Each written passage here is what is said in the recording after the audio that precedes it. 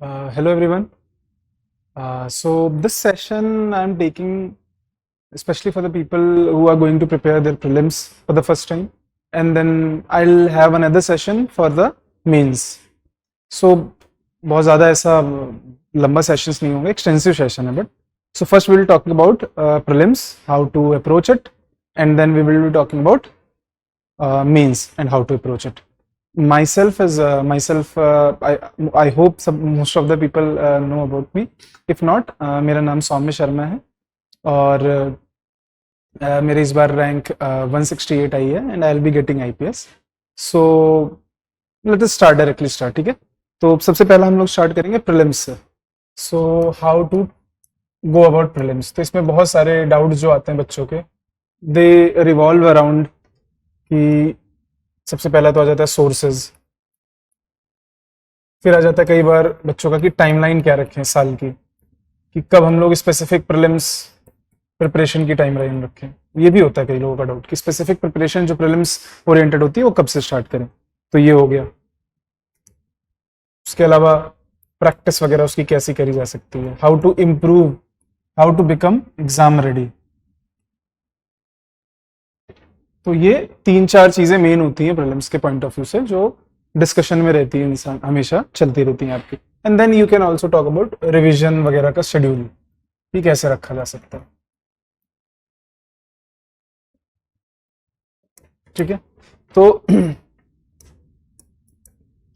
सबसे पहले हम लोग इसमें डिस्कस करते हैं कि हमारे सोर्सेज वगैरह मोस्टली क्या रहते हैं.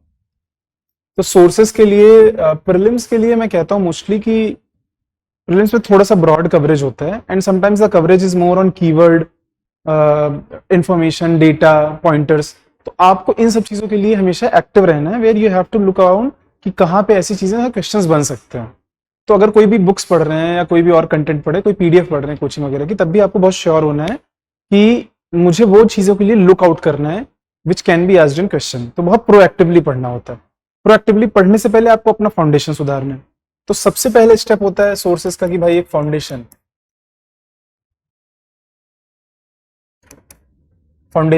आप अगर इफ यू कैन अफोर्ड आप कोई इंस्टीट्यूट ज्वाइन कर सकते हैं.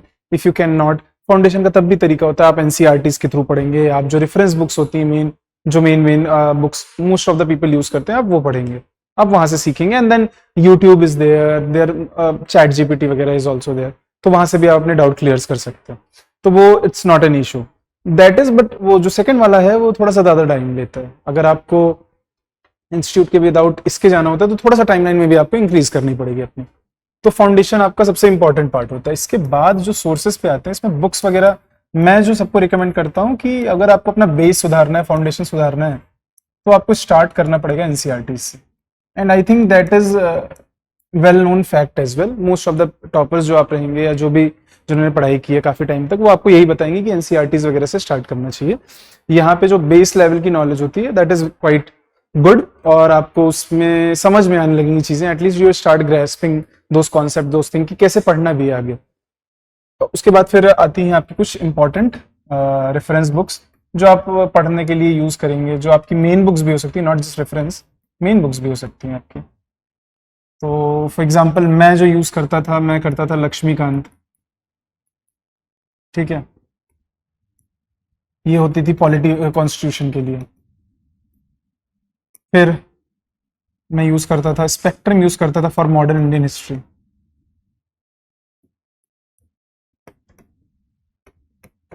ठीक है, फॉर ज्योग्राफी मैं उनके एनसीईआरटीज यूज करता था. ज्योग्राफी की जो 11th-12th की एनसीईआरटीज है मेरे हिसाब से वो काफी अच्छी 11th एंड 12th की एनसीईआरटीज. ठीक है, इसके अलावा एंशिएंट एंड मिडिवल के लिए भी आप केवल एनसीईआरटीज और तमिलनाडु वाली एनसीईआरटीज बुक्स भी पढ़ सकते हैं आप. तो you can take that reference यहाँ पे. आप आई थिंक उसमें से काफी आपका हो जाएगा. ठीक है, इसके अलावा अब कुछ और सिलेबस हैं, ऐसे पॉइंटर्स हैं जो कि मे बी आपके बहुत अच्छे एनसीईआरटीज वगैरह या इस तरह की बुक्स ना हो, तो आप वहां पे कोचिंग पीडीएफ से कोई भी इंस्टीट्यूट की पीडीएफ्स भी यूज कर सकते हैं. इसमें आप देखेंगे कि जो भी मतलब most of the people use कर रहे हैं आप भी वो यूज कर सकते हैं. इसमें आपके हो गया आपका गवर्नेंस वगैरह आ गया, ठीक है, ठीक है, देन इंटरनल सिक्योरिटी वगैरह इस तरह की चीजें। वैसे ये तो आपके प्रीलिम्स पॉइंट ऑफ व्यू से जरूरत नहीं है, बट मैं इन जनरल सोर्सेस की बात कर रहा हूं, तो यहाँ पे वो सोर्सेस की मैं बात कर रहा हूँ जो मेंस पॉइंट ऑफ व्यू से ज्यादा इंपॉर्टेंट है, इंटरनेशनल रिलेशंस वगैरह हो गए, ठीक है, ये सारी चीजें। वॉट एवर, जिसकी भी आपके पास मेन बुक्स नहीं है आप उनकी पीडीएफ यूज कर सकते हैं, जो कि अच्छे जो कि अवेलेबल है, most of the people use it, ठीक है। तो these are going to be the sources, बहुत ज्यादा इधर उधर नहीं भागना है, बहुत लिमिटेड रखना है खुद को, ठीक है। So have one source and one may be reference material, कोई भी उसके साथ का, बट उससे ज्यादा सोर्सेज रखने की आपको जरूरत नहीं है। इसके अलावा अगर आपके कोचिंग पीडीएफ से कोचिंग वीडियोज हैं देन दैट इज गुड, इसके साथ आप वो ऐड कर सकते हैं and that should be fine, ठीक है। अब जैसे मैं इसमें आपको करंट अफेयर्स का लोगों को फोमो बहुत होता है, बट अगर आपने अभी रिसेंट के एग्जाम्स देखे तो आपको समझ में आएगा करंट अफेयर्स रटते रहना उससे नहीं हो पाएगा चीजें।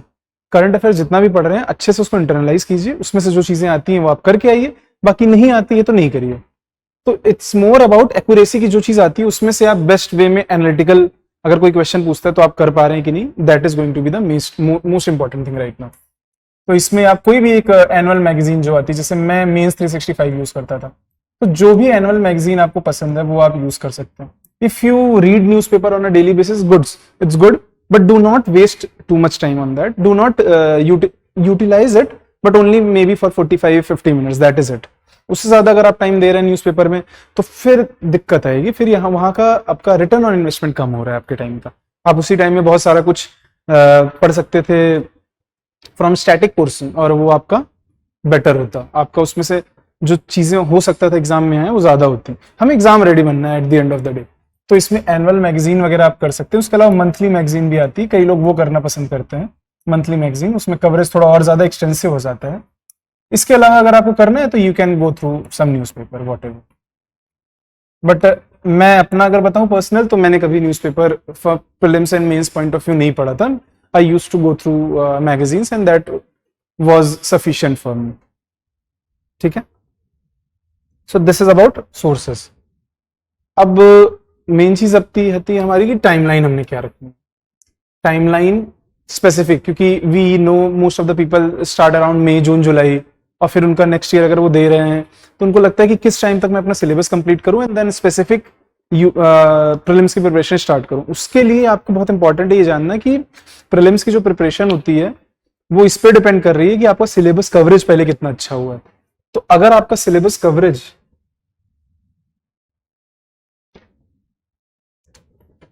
तो स्पेसिफिक टाइमलाइन जो होती है वो डिपेंड करेगी आपके सिलेबस कवरेज पे। आपका सिलेबस कवरेज आपने नवंबर तक कर लिया, दिसंबर तक कर लिया, रिवीजन भी हो चुका है, तो आप डायरेक्टली प्रीलिम्स की प्रिपरेशन स्टार्ट कर सकते हैं फ्रॉम जनवरी ओनली। आजकल कई लोग करते हैं क्योंकि the unpredictability of prelims make it more harder, तो then people give it more time as well. तो may people, a lot of people start from January itself, if not January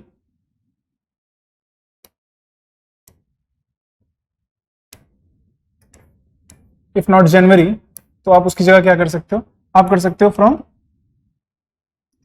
Feb और मार्च, but इससे ज्यादा late जाने की जरूरत नहीं है। फेब एंड मार्च के स्टार्ट, इससे ज्यादा अगर आप लेट जा रहे हैं, मार्च के एंड तक जा रहे हैं, अप्रैल में जा रहे हैं, देन आई थिंक आप थोड़ा लेट कर दिए उस जगह पे।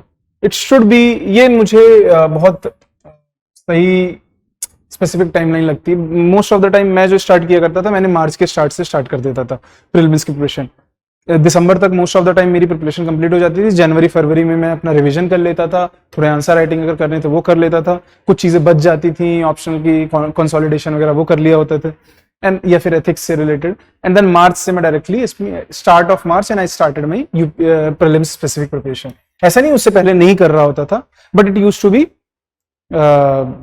इंटीग्रेटेड प्रिपरेशन, दोनों मिला के चलते थे प्रीलिम्स एंड मेंस। यहां से मैं स्पेसिफिक प्रीलिम्स की प्रिपरेशन करने लगता था। तो मार्च अप्रैल मई 3 महीना इनफ टाइम होता है। आप जो भी इंपॉर्टेंट आपके कोर्स सोर्सेज हैं वो आप वापस से रिवाइज कर सकते हैं from prelims point of view. मैं आपको बताऊंगा कि अब कैसे prelims point of view revision करना है, वो भी बहुत इंपॉर्टेंट है, थोड़ा डिफरेंट होता है वो। उसके अलावा मेरे पास अगर कुछ करंट अफेयर्स वगैरह की जैसे एनुअल मैगजीन्स होती थी वो मैं उस टाइम पे कवर कर लेता था और बार बार रिवाइज कर लेता था। एटलीस्ट मैं कम पढूं लेकिन जितना भी पढूं अच्छे से पढूं। मैं वर्किंग प्रोफेशनल था तो वो ये चीज का मुझे ज्यादा ध्यान रखना पड़ता था कि टाइम का यूटिलाइजेशन अच्छे से हो। तो ये स्पेसिफिक टाइमलाइन आप बन सकते हो, पर इससे लेट मत जाना और इससे पहले भी जाने की जरूरत नहीं है। जनवरी में वही लोग जाएं जिनके ऑलरेडी ये सब रिवीजन वो सारी चीजें इंटीग्रेटेड प्रिपरेशन से कंप्लीट कर चुके हैं दिसंबर या उससे पहले। आपके पास अब काफी टाइम है, then you can start from January itself. Otherwise you can start from Feb and मैं जो किया करता था that was start of March. ठीक है, तो लेट अस स्टार्ट कि रिवीजन का शेड्यूलिंग कैसे रखनी है। अभी मैं प्रीलिम्स पॉइंट ऑफ व्यू बताता हूँ, इसके बाद वाले में मैं I will take from mains perspective as well. Right now our revision will be from prelims perspective. So revision from prelims perspective, यहां पे होता क्या है, हम लोग पैसिव रिवीजन करने लगते हैं। पैसिव रिवीजन हमें नहीं करना है, नहीं करना है। पैसिव रिवीजन क्या होता है, आपके पास कुछ नोट्स हैं, आपके पास कुछ पीडीएफ है, आपके पास कुछ बुक्स हैं, आपने एक बार पढ़ लिया, वापस से जाके फिर उसको पढ़ रहे हैं, उसको फिर पढ़ रहे हैं, उसको फिर पढ़ रहे हैं और सोच रहे हैं कि चीजें याद हो जाएंगी एंड इसमें से क्वेश्चंस आएगा और I will be able to do, but that is not the right way. आपको इसमें करना क्या है कि कुछ सर्टेन सॉरी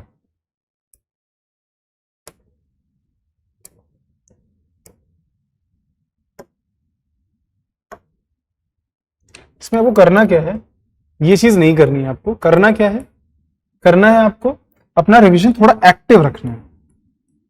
एक्टिव रिवीजन, अब मैं जब एक्टिव रिवीजन कहता हूं उसका मतलब क्या है, आपका रिवीजन जब आप तैयारी कर रहे हैं टिल दिसंबर तक, तब तक एक बार आपका 2 बार तो रिवीजन हो ही जाना चाहिए साथ साथ में। 2 टाइम रिवीजन अभी तक ही हो जाना चाहिए। अब वो आप कैसे करेंगे, वो आप करेंगे वीकेंड्स पे, वो आप डेली कुछ घंटे, 1 घंटे 1.5 घंटा आप निकाल के रखेंगे पुरानी चीजों का रिवीजन से रिलेटेड। तो आप दिसंबर तक एटलीस्ट आपका 2 बार, 1 बार 2 बार तो रिवीजन हो गया होना चाहिए सारी चीजों का। ठीक है, 2 बार एम करके चलिए, एटलीस्ट 2 बार। जब आप यहां तक ये चीज अगर आपका हो चुका है, जितने भी ज्यादा सोर्सेज जो जितना ज्यादा कर सकते हैं कवरेज, अगर आपने 2 टाइम्स रिवीजन कर चुके हैं, अब आपके लिए आसान क्या होगा, जब भी आप जनवरी फरवरी से स्टार्ट कर रहे हैं, नाउ राइट नाउ रिवीजन को आप कॉम्प्लीमेंट कर सकते हैं विद पीवाईक्यू एंड मॉक्स। ये रिवीजन जो आप करेंगे ये ज्यादा इफेक्टिव होने वाला है। ये आपको, क्योंकि you have to actively engage your mind right now in revision, क्योंकि आप क्वेश्चन पॉइंट ऑफ व्यू से कर रहे हो, तो जो भी चीजें आप ग्रैस्प करोगे वो आपके पास ज्यादा टाइम तक स्टोर रहती है, आप ज्यादा टाइम तक उसको रिटेन कर पाते हो। तो ये बहुत इंपॉर्टेंट हो जाता है कि जो जनवरी फरवरी से हमारा रिवीजन शेड्यूल होगा जो भी, या मार्च से, उसमें हम आइट्रेशन में रिवाइज करें। आइट्रेशन मतलब होता है बार बार, ठीक है, 2 बार 3 बार 4 बार आइट्रेशन में रिवीजन करें। तो पहला रिवीजन हम कर लें 1 महीने में कंप्लीट, 1 मंथ में। ठीक है, ये हमारा हो गया कि चलो वापस से सब चीजों को कंसोलिडेट करके रिवीजन कर लिए। अब हम अप्रैल, अब नेक्स्ट मंथ में जब जाएं तो हम पीवाईक्यू को उसके साथ अटैच करें, पीवाईक्यूज प्लस रिवीजन। इसमें क्या करना है आपको, टॉपिक वाइज आप पीवाईक्यू अपने पास रखिए, जाइए सारे टॉपिक वाइज पीवाईक्यू देखिए। अंडरस्टैंड आपको इसमें क्या करना है, 2-3 चीजें। पहला कि रेंज ऑफ क्वेश्चंस, कि जब मैं एक टॉपिक को देख रहा हूं तो उसमें किस तरह के रेंज क्वेश्चंस आ रहे हैं, क्या क्या पूछ सकते हैं, क्या क्या पूछा है, क्या क्या और पूछा जा सकता है, ताकि जब अब आप रिवाइज करने जाएं अपने कंटेंट को तो आप थोड़ा एक्टिवली एंगेज्ड हैं कि अच्छा ये चीजें पूछी गई हैं, ये पूछी जा सकती है। ठीक है, रेंज ऑफ क्वेश्चन। आप ये भी अंडरस्टैंड करें कि कैसे क्वेश्चन फ्रेमिंग की जाती है, कहाँ कीवर्ड यूज किए जाते हैं, कहाँ कीवर्ड को रिवर्स किया जाता है जिससे पूरा स्टेटमेंट गलत हो जाता है।